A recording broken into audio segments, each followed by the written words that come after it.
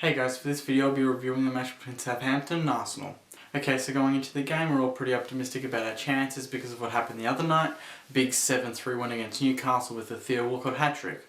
We lined up exactly the same way. That was a given because of how we've been playing lately. 4 wins on the trot, we're going for 5. We didn't get it. We're still unbeaten in 5 games, guys. That was a draw. Full time it was 1-1, Ramirez goal to put Southampton ahead, and then an own goal from a Theo Walcott free kick, equalised, and nothing happened from there. It was an interesting game. I thought Southampton were really good defensively. We didn't really cut them open too many times.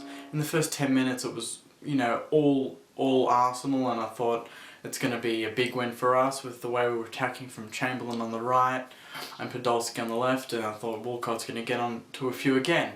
Wasn't to be. Southampton weathered the storm and then they went down the other end and scored through a really weird Arsenal error. I think it was Podolski who passed it backwards and the defence was just completely disorganised and it was shambolic and players everywhere and a failed Sanya clearance, and eventually Ramirez got the ball not far out inside the box and he was always going to finish from that close. I'm glad that we responded though. Before the break we went into half time 1-1 and I thought second half we're just going to continue playing our way and we will eventually get the winning goal. It didn't happen. Southampton still piled on the pressure.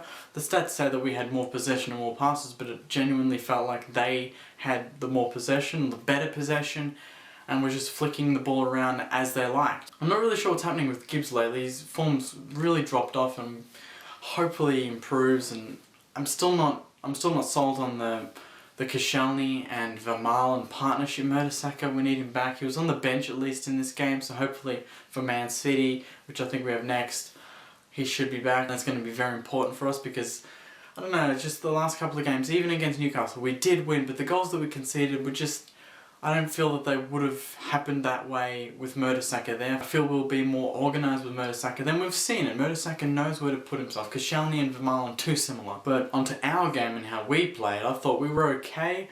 Our intentions were the same as the Newcastle game. We wanted to play the same way. The execution just wasn't there. We wanted to go for the same passes to break through Southampton as we did Newcastle, but they just weren't going through the defenders like they were against Newcastle. Let's be fair, that Newcastle game was pretty special. There's not going to be many games where we're just going to pass the ball. It's just going to work perfectly like it did, especially in the last 20 minutes of that game. But I feel if we just keep playing the same way, that we're going to still generate a few chances and win more games than we don't. This game was just a blip. It's a bit of an annoying one because we have won 4 in a row and 5 would have been great and would have pushed us into the top 4 again.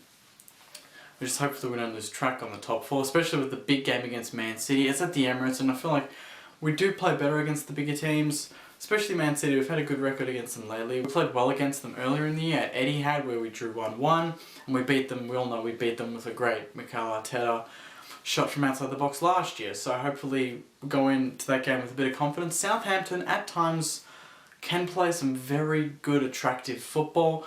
They just like to attack, and that's why I thought it was their best chance to win. They all attack and that leaves their defence open, but I was surprised that they all got back and we were unable to crack through their defence. And now I think they're out of the relegation zone. But anyway guys, I think that's my review. There wasn't much to talk about. Walcott was okay. He obviously wasn't as good as the Newcastle game with his hat-trick, but he still had a few chances that, any other day he could have scored. He did score one, but it was offside unfortunately, but it was still a very classy finish and hopefully we'll sign him up soon. And the January transfer window is open, so now hopefully we see a few fresh faces, possibly before the Man City game, you don't know. We'll see who we unveil in the next couple of days, if there is anyone. That's it from me guys, thanks for watching again. Please comment below, tell me what you thought of the game. I thought it was okay. We didn't lose, we got a point. That might be a very valuable point. That on any other year we could have dropped all points, but at least this year we got the draw. And now we move on to Man City. Please like the video below guys, it really does help me out a lot, and make sure you subscribe for all my Arsenal reviews and all my FIFA videos that I've been putting out lately. I've got 2 out. I think I'll bring one out later today, so please check it out. Thanks for watching again guys, and have a good week.